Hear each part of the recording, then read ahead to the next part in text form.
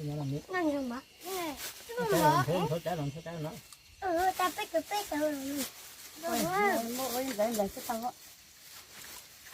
Mẹ ba biết pula bên đó không nói chứ ba. Nhưng mà como ai có muốn không? bây giờ sao giờ Cũng nè cái mực ra.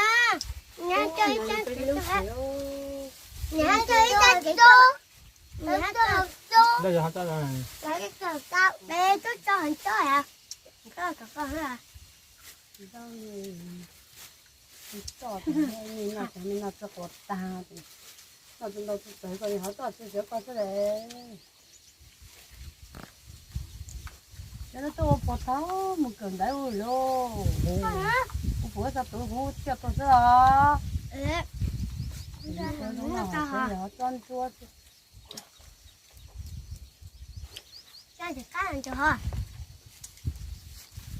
Cái này để làm bom một ta ha nè, can tàn.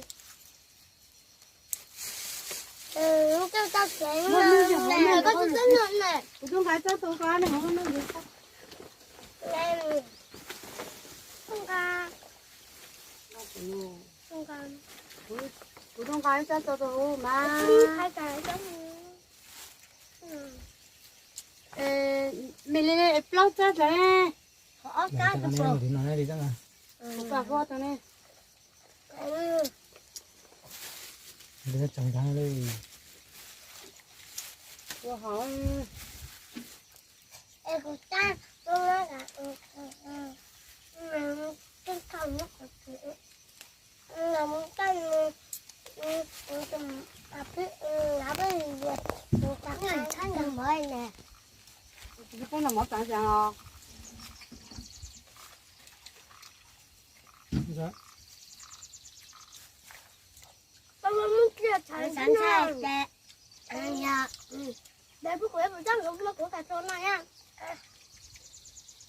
Là em cái cậy hả? lúc bây giờ nè lúc để lái bây nè là cái mình lại có cái tinh ra này ở đây này bữa cái tay kia cũng tham gia gì thật ra là có những gì lâu này để nó mong cháu cái